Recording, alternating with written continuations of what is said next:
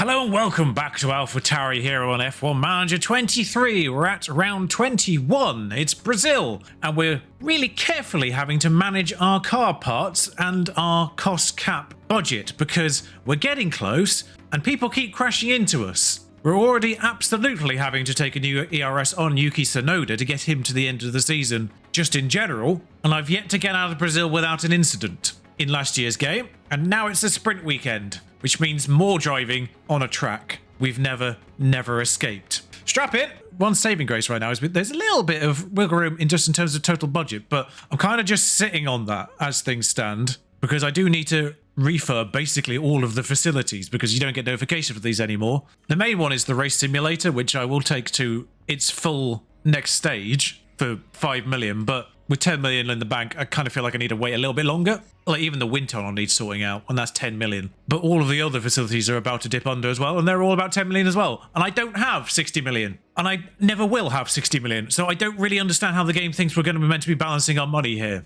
I do genuinely think Frontier looked at last year's game and how relatively easy it was to avoid hitting the cost cap. I did come close on a couple of occasions last year, but that's because of kind of poor early management in those particular seasons and being extra aggressive when I kind of didn't need to be. I think they looked at that situation and then decided to effectively rebalance everything by making everything more expensive, kind of forgetting that they probably ought to balance the facility stuff and make that less expensive overall. Because building facilities and upgrading facilities and refurbishing facilities don't go towards the cost cap, just the monthly upkeep does. So they've made the cost cap easier to breach or harder to stay under, but they've kind of forgotten about the fact that we've still only got a limited amount of money in the first place. So the increase in prices of car parts, car research, car part development, the increased prices on those obviously go closer to the cost cap, but they also take out of your just total budget in the first place. And now we don't have enough money to manage our facilities. Also, someone pointed out the very valid question of why do we pay monthly upkeep if we then need to refurbish them? I think genuinely, because of the way they've balanced all the other financial aspects of this game now, I think they could probably get away with just ditching refurbishment altogether and just relying on monthly upkeep and then having in random events that require you to refurb or potentially refurb your factory. Say, the factory fire would require you to rebuild it. That would be a random monetary expense. Because right now, what is the point of monthly upkeep if you then still have to refurbish everything? We pay 1 million a month to upkeep our car development facilities, and yet I now need to spend 10 million. Sorry, I now need to spend 1.5 million to refurbish it. What is the point in this extra cost? Sorry, I just realised there's 10 million to upgrade it, not 10 million to refurbish it. We don't need 60 million to refurbish everything, but point still stands. It's 1.5 million to refurbish this. It's going to be about the same for everything. And yet I'm spending 1 million to upkeep it. But anyway, this is a sprint weekend, so I'll stop yammering on. We need to get to, obviously, the important bit. So qualifying first, see you shortly. A whole array of penalties for people. Pierre got one within the session, so I don't think he's changed car parts. Lance Stroll, unsurprisingly, getting new car parts. We saw how bad his car looked last race, actually, before he crashed. I obviously ignore those setups because they won't necessarily be the ones we go in, but at the very least we go into qualifying on good on both ends. A little bit annoying that the drive preparation still hasn't used Alex's best run. I'm still not 100% the engine will get to the end of the season, but that's a bridge we'll cross when we get to it. Sargent went immediately. Don't know why. No rain scheduled. No rain scheduled. Oh yeah. Optimizing your tyres for the starting of the lap is definitely going to be potent here. Of course, that very long straight where if you've not built up speed, you're not going to be taking this first corner at anywhere remotely competent levels. Yeah, so this is definitely going to be a track where optimizing the start is going to be crucial for Sector 1 and that first corner in particular. To the point where I don't think I actually need to send the drivers out again. If it was a real session, probably would do. In the world of F1 Manager, drivers don't find 7/10 collectively. I'd only really be worried by Hamilton and the two Hasses. And literally nobody changed position, including Hamilton. I need to check his car afterwards, because that makes no sense whatsoever. Well, now I'm even more confused. There's no explanation for why Hamilton is 20th. Of course, all penalties only apply to the actual race, not the sprint. So qualifying here is still important because it does give our drivers a modicum of a chance at getting points in the sprint, even if then Yuki does take a little bit of a penalty for the race. Right, off they go on their first flying laps. Should be relatively potent. Nobody in their way either, which is always helpful. Everyone taking a slightly more conservative approach to first laps, but because there's no track evolution, it doesn't really matter when you do your laps. Yuki's faster than Alex. by a tenth, 109.4, 109.5, and that's on used tyres as well. Half a tenth off Stroll in a brand new Aston Martin because he's replaced everything. I think we're on course for top 10 here, actually.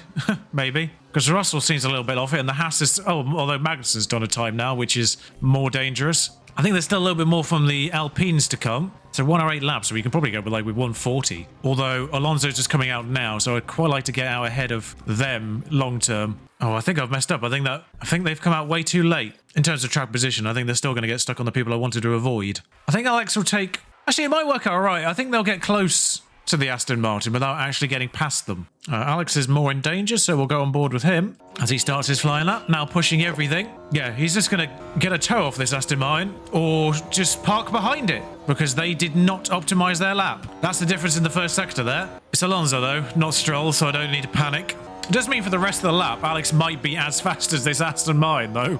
He'll have done a slower first sector, but he's going to get dragged along the main straight by Alonso here. So Yuki's done a purple first sector. I think he's going to be fine. Gasly's crossed the line in 13th despite being in the top 10 in Q1. Interesting. I don't think we need to worry about the two McLarens. Is Ocon on a lap?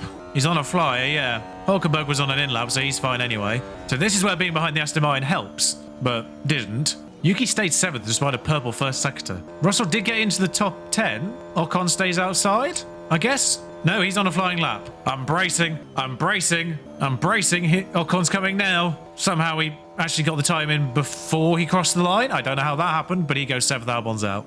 Because he got stuck on Alonso in that first sector. That's a little irritating, really. In a weird way, it kind of works out getting Yuki up here for the sprint because it gives him his chance at points. And then for the race, he's going to have less chance at points. I think it might be a soft sprint. I'll check all the tyre expectations once we get to the pits again, but clear first lap. This should be fun. First one to do any sectors, so ignore the purples. Well, that being said, still has purple in the first. God, I hope I've managed to call back that fuel in time. Barely. So, the one thing that actually does kind of annoy me with the lifetime expectations is that's the lifetime to 0. You still got to do your mental maths to work out where the tyres effectively become useless. So because it's 32, 30% is when they have the full drop off. So realistically, we are looking at 23 laps of use. And the race is typically about 70 laps because it's a short lap. So the sprint's going to be over 20 laps.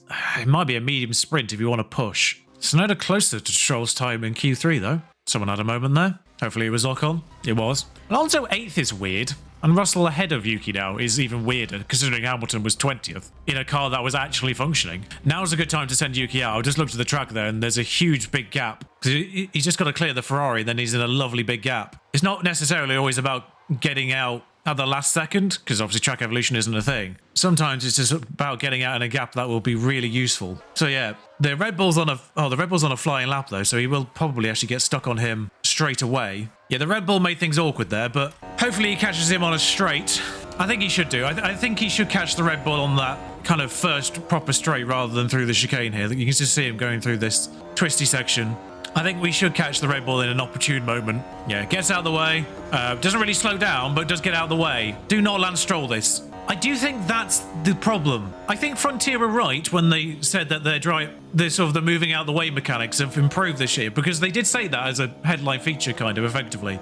Headlines probably being a bit strong, but they did say it as a kind of a point because obviously it was a big sticking point last year. The fact that they just wouldn't get out of the way anywhere competently. I think they do get out of the way much better this year. Just straight up getting out of the way. The problem is they don't slow down enough, which means whilst they do get out of the way, it still takes far too long to get past them. And therefore you still catch them on the corners, potentially.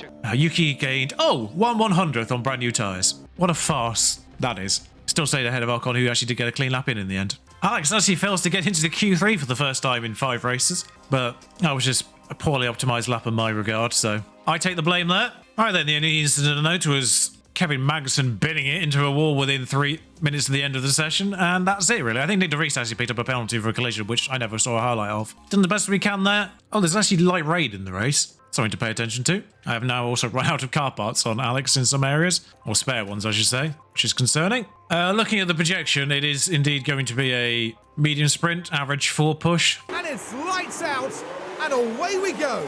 Yeah, so it's 24 laps, which is a little bit more than I was anticipating, but I suppose that makes sense if it's 70. That's where that works out. Someone's clocked it in turn 1. It's Leclerc. We were looking at Albon. Everyone's got going again, though. We'll find out what actually happened there, because I couldn't see it. Leclerc into the back of Lance Stroll. I mean, that's calmer if it is. Leclerc into the side of Lance Stroll. Pity he didn't take him out. But Leclerc's in trouble now. His car is barely moving, which is a shame because it should really be Stroll that should be barely moving. Trying to have a look at Lance Stroll. I think he's lost his right end plate. We'll come back in here. Yeah, he's lost his right end plate. And I think he is struggling because Verstappen is all over the back of him. There's been another incident. It's probably someone trying to get round Leclerc. I don't think it was an actual incident. I think it was just Leclerc on an apex, barely moving, caused a concertina and a yellow flag to come out. He needs to retire or get a new front wing because I don't know what else is damaged. There must be something else on that car that's damaged beyond the front wing because that doesn't normally happen. It's the only position that Alex and Yuki have made so far, though. I'm presuming he's going to dive into the pits now. If he doesn't, he's an idiot. Oh, good. They haven't Ferrari'd it entirely anyway. As soon as DRS activates, I think Verstappen will get Stroll. I think, weirdly, Stroll's car is still potent in a straight line. Oh, they've straight up retired the car. I genuinely don't think I've seen that from the AI yet, as Albon actually gets Magnussen. We were focused on him, I think. But, of course, there's no overtaking replays in the sprint. But Verstappen's dealt with Stroll. I'm presuming that we all need to continue to push for now. Just to... Oh, Magnussen are hard. I mean, that's a bold strategy. A medium will do us. Anyone on a soft is actually going to have a spot of bother. Of course, we don't have any extra ERS now, so we're going to have to back off there. But hopefully everyone else is in the same boat now. Unless they got magical ERSs that hold more than anyone else. But we know this sprint can go on an average of basically 4 aggressive. So we know we can take this step back at any moment we like. Ocon's just tracking ahead. I think that might just be a case of smoothness rather than anything else. But Russell has dropped off the back of Verstappen and Stroll. I think to a degree where I think we can probably get away with just cooling the tyres down now. And it's only a sprint, so we can't go too mad on the fuel either. Yeah, so as soon as we drop off everything, then we lose all DRSs. The good news is we are fighting for 8th, so it doesn't look like we will come out with this with a point unless something wild happens. Hamilton's still in 18th and struggling. That's Bottas locking up. But Tsunoda's essentially being towed by Ocon. Now, I'm just going to see if I can go on to regular push mode 3 and see if he stays within the DRS of Ocon. Because that's the main thing, really. Trying to avoid overheating the engine. Because even though you can sort of cool the tyres down, I think going on aggressive mode still does something to the engine. And he's actually lost the DRS on Tsunoda, but thankfully everyone's kind of going the same speed. Gasly's not even catching Albon, so I think we're basically just settling for 8th. Because Ocon, once again, has been unbelievable in the sprint. VSC for someone. It's Hulkenberg that's crashed, and for some reason Gasly is in within a second of Albon. Not that it really affects things long term here, but how many laps have we got? I mean, it's great saying incident, but how many laps have we got? 17. So 7 to go. So obviously tracking ahead of the 4 push now because we've taken everything off. Not by much though, it's worth saying. But we'll get another 2 laps probably of this. So Leclerc will start 20th for the race. So it's a matter of pride for Albon to stay 9th, really, because it's where he'll start the race. Actually, he'll start the race in higher than that because of all the penalties. But we can push the fuel now. So safety car ending. Because Sainz has a penalty, Verstappen has a penalty, Stroll has a penalty, and that's all car pass for Stroll for certain. So he's going to be at the back. Tsunoda's got a 5-place penalty, I think, for the ERS. So Albon will start barest minimum 7th, probably. I don't know what Verstappen's penalties are. I think there's going to be enough to take him behind, so 6th. Sainz might only be a 5-place penalty, so he may not actually end up behind Albon. So Albon, as things stand, I think starts 6th. No, so the problem here is we now got to push for 2 laps on full, really. Although we don't have the ERS to do that. Just to sort of do what everyone else is doing. Because I don't want to go aggressive now, but I have to, just to do what everyone else is doing. It's a little bit weird how much under we are on everyone else. Well, that was 2 laps, standard push. Hopefully Gasly will back off this lap with everyone else. I don't think he has, but sure. Oh, no, he has now. And hopefully once the tyres get back within the operating window, he'll stay outside of a second. He hasn't. Okay, that's cool. It's Tsunoda's engine I care about more, really, so I'll allow Alex to push for these last 2 laps. He can destroy those tyres as well. He's got the gap to Alex, it doesn't really matter. So Yuki does get the point that we hoped he'd get before he takes his penalty for the race. Nice. So first sprint point. And Albon does indeed hold off Gasly. Hamilton only ends up 11th. I wasn't actually paying attention to the front, but Fernando actually finished 1st from 6th. Shout out to Fernando, who's been unbelievable in this sort of last stretch. His teammate going the other way. So Yuki Tsunoda takes a 5-place grid penalty from 8th to 9th. Alex starts 5th. Sainz's penalty does take him behind, in fact. So, rain is the order of the day. So, we'll have a look at the 1 stop and then work out where the rain is. Oh, it's straight away. Oh, it's going to be one of those... We've got a Spa situation where it's going to be intermediates, isn't it? Even though it's probably not going to go over 1mm for the majority of it. I think looking at the rate in which that goes up, I reckon the intermediates will be around lap 12. to 13. So we need a tyre that will get 13 laps. So a soft tyre will do us. Now the intermediates will probably last till a lap about 38, 39. So we need a tyre that will get through at barest minimum that, essentially. The medium will not. The hard will. So there we go. That's the strategy. We can go high progressive on the first stint as well, which is nice. Can't really go super aggressive on the last one. Go actually relatively aggressive on the mediums, but on the intermediate, sorry. But that's the plan. All right, so rain's probably worth 1 lap in its own right. Instant's probably worth another lap. It's 1.3 here. I think 2 and then go. I think 2 and then go for it is probably fair. So that's the plan then. We're not going to get mugged off like we were in Spa. This is going to be intermediate weather. The intermediates will be faster from 0.8 upwards, well 0.75 upwards, thereabouts. We'll go for it. And now, it's time for the Sao Paulo Grand Prix. It's lights out and away we go.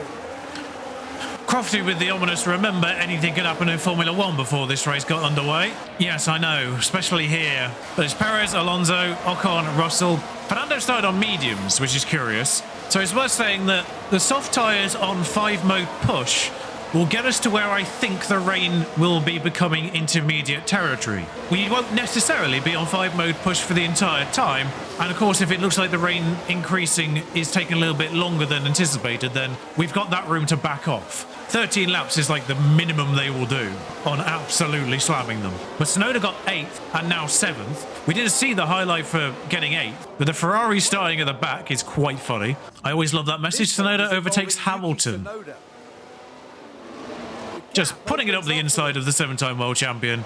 And off he goes. That was clean. That was a clean overtake. We'll come in though. Hello. Of course, we have to match what everyone else is doing for these first 2 laps, no matter what. Norris being 9th is really helpful. The Norris-Sargent situation in 9th and 10th, and whilst they are technically rivals to us in the points, we have put a gap on them. Them being 9th and 10th is a really helpful double roadblock, because Gasly might be able to kind of easily clear them in the long run, but then it's De Vries. So that becomes effectively a 3-man roadblock between Norris, Sargent, and De Vries, where Norris is that little bit faster than the Williamses to begin with, probably overall. So that combined trio is going to make it quite difficult for those cars that are probably a little bit faster overall, Magnussen, Hulkenberg, obviously the Leclerc, Stroll, Sainz. It's going to make it difficult for them to get through. Obviously long term, we're probably not fighting Hamilton here. It's worth saying. And similarly, long term, we're probably not fighting Verstappen either. But in these early stages where we're just sort of slamming everything because everyone else is slamming everything, we will probably slowly fall back into their clutches. But we'll push the tyres for as long as it looks like everyone else is pushing their tyres. You are fighting Russell. You are in 5th, Alex. It is not as if you are trying to fight Zhou Guanyu in that terrible Alfa Romeo. It's also worth noting Verstappen is on mediums as well. So Gasly has got Sargent. Gasly's on softs, and those two are on mediums too as well. Actually, the Norris, Sargent, De Vries on softs does make that extra annoying for everyone else behind, because you've got a Williams on softs fighting a Williams on mediums. So there's that inherent tiny little pace difference between the two, and it's the faster one that's behind, so that should help hold people up. So I think everyone's pushed it for this lap as well. I think they probably only just come off, most people. As Albon's having a go at Russell now, because DRS was the thing. And it's double DRS, I think. It's not a separate detection point. I'm just trying to wait for everyone to clear that sector. Oh no, it is a separate detection point. I tell a lie. Okay, we stopped the fuel now. But Tsunoda's in the same train as George and Alex here. This is kind of all about just holding on now, as Gasly has cleared those two, as I figured. I said long term, he did it within 4 laps. But this is kind of what I was expecting. But actually, Norris getting into that train as well makes it even harder for everyone else behind. Yeah, so rain is coming, of course. Probably, I don't know, it's somewhere around here still, I think. I think this is still deceptively high. This is definitely going to be over 1 millimeter, I think. I think that's going to get to like 1.5, so it's definitely going to be necessary to go on to intermediates. I kind of hate slamming the tyres because it's also hurting the engine more than it would otherwise. That said, they are holding on. I'm seeing if I can take them back a stage and still keep them in the train with Russell. Because I don't really care about overtaking. I just want them to stay in the DRS train. Oh, there's been an incident. I see Russell dropping. I see Albon dropping. I even took them off aggressive. I took him off full attack mode and then he crashes. I bring down his attack mode and then they... Well, he enters George there. But realistically, it doesn't look like there's any actual damage to Alex there. He's just waiting for people. I still don't know why Alex hasn't got moving. Oh, we're watching it mandatory now for some reason. I don't really see... Yeah, Alex should get going again here. Alex Albon has lost 16 positions. I know, because he went stationary for no reason. Oh, and he's got the penalty, has he? Great. Rain starting. Good news is we can now actually put them on the same lap. It is such a slow downpour, though. The rain will actually help cool the tyres down, as Yuki's actually lost Max now, DRS-wise. I think Verstappen's pushing to get Ocon. The good news is Gasly's fallen out of that train. I kind of almost happy to let Hamilton get past and use him as a DRS train. Gasly got Tsunoda there. I was just trying to reduce the chances of an accident with Yuki, really. Why is Yuki sparking? Oh no, I think that's just a casual spark. I think something's happened to Stroll and Hulkenberg, because Stroll's got a penalty now. But it's Stroll and Hulkenberg that's caused the accident. Unsurprising. Oof. I mean, Stroll's very lucky not to take out the Ferrari there in the same moment. So Albon's up a place then. It's just an array of DRS down at Albon. I'm surprised he's not actually making more headway considering how good our DRS is. The thing with Alex is we could always take the gamble with Alex and put him on intermediates a lap earlier than Yuki Tsunoda because he's so much further behind now. It's amazing just how terrible this being on regular 3-push is. But it is taking longer. Yeah, it's probably going to be around lap 15, isn't it? I don't know why De Vries is on. Yuki's back now. I think realistically, as soon as we see it get to like about 0.7, is when we want to make the trigger move. I don't know why De Vries is so fast all of a sudden. Yuki should be able to get him back. Just trying to keep the tyres in temperature. No one diving in yet. Pit entry. We're at 0.64. No one's gone for it. Yuki defending from Leclerc more than he is attacking De Vries, which is annoying. I think realistically, we might actually dive Yuki Tsunoda into the pit this lap. There's been another incident. This time it's Piastri's sights by the looks of things. Sainz is off the track. Piastri's there. What kind of yellow flag is this? That's Leclerc. Both drivers got going, and I might have missed the pit window for Albon there. This happened as they arrived at turn 12. Barely any room to manoeuvre. It wasn't really a collision. Actually, that was more of the collision. It's almost like one did an avoiding manoeuvre there and then accidentally took the other one out. The Ferrari's in the wars this weekend. Alex is basically on the borderline. We're going to go for it. Kind of just want to get... Oh, Sainz is in the pit for other reasons. But I'm kind of fascinated to see... I mean, Albon's going to come in and do his 5-second penalty, but they put inters on him as well, so they think that's happening now. I know they probably done it because of the incident, but serving the penalty, under 7 seconds with the penalty. We got out ahead of Sainz somehow. Did he have to do front wing change? But the fact that he went on to intermediates means intermediates are definitely going to be necessary coming soon. So we're probably in that crossover window now between 0.7 and 0.8 where neither is faster than the other. But Yuki Tsunoda doesn't have any tyres left, so I kind of have to go for it. And I understand why he's so much under. I didn't actually really push him as much as Stroll's in, which is interesting. Oh, we need the full lap, don't we, before we get the data. A sub 2-second pit stop, though. We come out well behind Hulkenberg, which is kind of a nice spot to be in on the track because there's nobody around him. It's probably still a little bit dry, which is why these are overheating so badly immediately. But it's about to tick up over the next couple of laps. But Albon has completed a lap now, at least. So we can see his sector, obviously his first sector is related to the pit stop, but 38.8, not great, is it? An 18.1 is slower as things stand. We've made a mistake there. We've come in a smidge too early. It's a little annoying, but we had to get off those tyres anyway. Try and get the tyres within the window, really. But people are coming in for their actual pit stops now, Perez and Norris. They're going to... I mean, Perez comes out miles ahead, of course, because he was miles ahead to begin with, but Tsunoda's back ahead of Norris. Yeah, we're overheating the tyres on medium, which does imply that it's still too dry for it. Maybe the medium runners were right then, because it's taken to lap 20, really, for it to get wet enough. That feels like a much slower incline. Tsunoda's come out behind De Vries. And now the temperatures are going down. 0.8 is the transition. So they'll make benefit on anyone who hasn't pitted, of course. Oh, sorry. Yeah, Sargent hasn't pitted, so Yuki is still net 10th. How is Hulkenberg ahead of Albon now? By 4 seconds. Was it really that much slower? I don't really understand why our strategies have vanished, but... Oh, the drying up comes up much later as well now, so it has just taken longer to get to the rain, I think. If I remember rightly, the pre-race one basically had the race starting straight away within like 3 laps. So I think everything's shifted like 2-3 laps later, because we are now looking at probably a lap 42 to get off them, which might actually be a medium stint. It's a medium stint if you don't do anything with them, whereas a hard stint you have to go aggressive on. But you can still go relatively aggressive on these wets. Intermediate, sorry. Officially damp. And someone's crashed. I can see why someone's crashed, because there's about 80 cars there. I mean, it was hardly anything, but I don't know why Kevin Magnussen's the one being focused on there. It's the Alfa Romeo that lost out. But Albon up to 17th as a result of that. That's Piastri and Sargent finally pit. A bit stupid on their point. Why is De Vries so powerful now? I'm so confused. De Vries are doing 1:16.1s, the same as Yuki Tsunoda. He's going faster than Leclerc. Ocon and Russell did really slow laps for some reason. I almost felt like harvesting with Yuki Tsunoda now, just to... Because he's not catching De Vries no matter what happens here. And now I can focus on Albon, trying to get him through the field a little bit. All right, so it looks like the track is going to dip between being damp and dry, officially. A little bit annoying that we used all of that deployment in not actually overtaking Hulkenberg there. It's weird that the 5 push is just doing that. So now we focus on getting Yuki Tsunoda. Why are Albon's tyres staying hot? I don't understand why. Oh, it's because yeah, because the track's just dried out a little bit, but it's getting damp again. Hulkenberg finally got Bottas, so hopefully Albon can finally get Bottas too. Problem is, Bottas actually fighting apparently. It'd be great if Alex could just take Bottas outside of the DRS. Our drivers were capable of moves here last year. For some reason, on last year's game. For some reason, not so much here. That's so dumb. Yuki's slowly closing on Nick de Vries. Yeah, that's such a weird decline, considering he said 5 push was worth that, and then those tyres just disappeared, basically. And now it's happening to Yuki too. I need them to be able to get there. It's almost like they've misjudged the temperatures here in Brazil, because you can't seem to ever have the tyres in temperature range. And now the track's dry again, the temperature's going to be up again because of the track. But it's going to get marginally damper as things continue. Yuki Tsunoda's finally got the temperatures into a temperature window.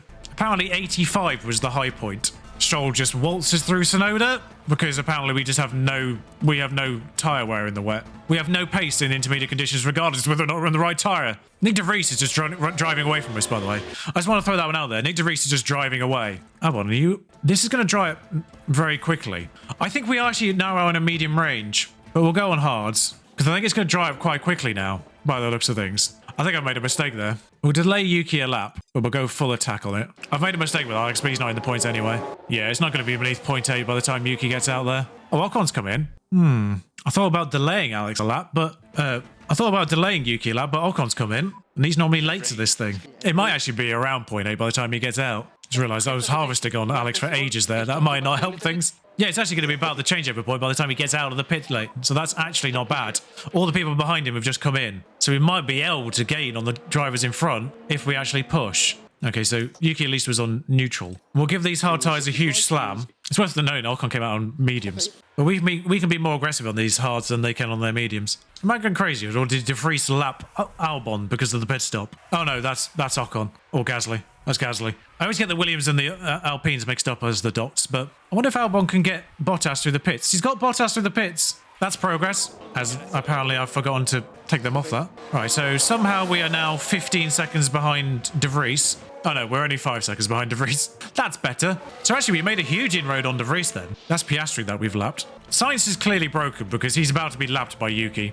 We remain 6 seconds behind de Vries, who is just driving away. I'm sorry, what? Bottas did a 1:11. Bottas did the same lap time in 17th as Alonso did in 1st. Where's Bottas come from? And why are we not faster? I don't understand this. I mean, I need to top up. I need to make sure Albon's basically crossing the line not on 0. This is such a weird race because Yuki Tsunoda is just not gaining on the Williams when we are fundamentally faster than the Williams. I suppose his car parts are a little bit off, aren't they? So he might even need a new gearbox by the end of the year. We only got to go through 2 races though, so hopefully the other gearbox will last. That is his second best gearbox, by the way. It's tipped under the threshold during this race. Oh, Albon's caught Bottas now. People have lapped him, so I think that was just an anomalously fast lap from Bottas. Yeah, he's now done a 1:13, so Albon should clear him relatively easily. Albon should clear him relatively easily. Thank you. Albon, you should clear him relatively easily. I know we're on hards, by the way. That's kind of part of the problem. But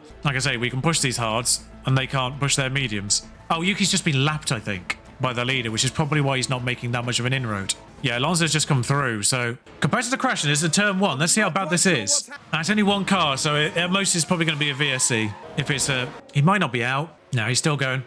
I think we can get de Vries for that last point eventually. There's 10 laps to go. At some point, we'll be able to just slam these tyres. Oh, Ocon's actually had to pit, so it's actually, depending on whether his car's damaged, he's now on softs. Ocon's having to deal with lapping vehicles straight away, which is what's helping there. But Yuki's within 4 seconds of de Vries now, because de Vries has now been lapped. All right, there's 4 laps to go. These hards are more than capable of getting to the end, even just rushing them. Albon got Hulkenberg at some point. I didn't get the notification for that. All right, how much does that cost you there, Yuki? Waiting for a checkpoint. Nothing. It's cost him nothing. I don't know what he did, but it cost him nothing. We could turn 1 point into 2 here. Realistically, that top 8 were never going to be in our fight by the looks of things. But Albon can get after Zhou, and then that's basically it, because it's... Oh, no. It's only 3 seconds to Magnussen. You can probably get Magnussen as well for 14th, which is pride, I guess. Yeah, Ocon must be damaged because he didn't close up even despite the lapping situation. We've got a highlight. Yeah, so Ocon's vehicle's clearly broken, but... Because he's on soft tyres, he should have just driven up to the back of Yuki Tsunoda there, but he didn't. But 3 laps to go, Yuki is now officially hunting Nick de Vries.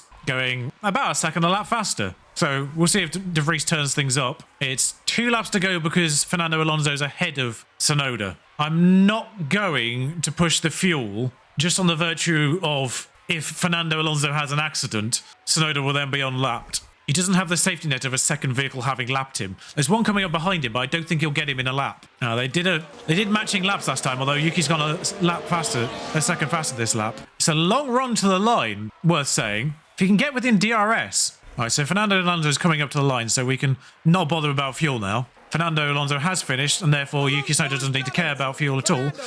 De Vries just turned it up in that last few corners. He gained 4 tenths, despite the fact Yuki was going for it. Oh, we still got a point for Yuki anyway. I don't know what happened with De Vries there. That's maddening. We can get a pride point.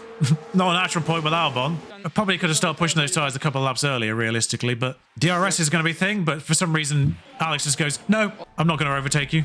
What a dumb ending. Fernando! I completely forgot about that, really. Fernando on top. You love to see it. You love to see it. It's such a shame for Alex, but I'm so happy for Fernando, really. I don't really know what happened with that. We come away with a point, and unscathed is the main thing. So it's 2 singular points for Yuki Tsunoda over the course of the weekend, of course, because of the 1 point in the sprint. So he gains a margin on Hulkenberg. Meanwhile, Nick De Vries is hunting Albon down, somewhat unfortunately. Technically closing on Haas by 2 points this weekend, and we'll take those. Yeah, Alpine aren't catchable because we can only get 86 points in the last 2. Actually, they are technically catchable provided that they don't get any points themselves. This is such a weird part of the season because Yuki Tsunoda's the one with the car that isn't functioning properly. Yes, he was running on a 34% gearbox that race.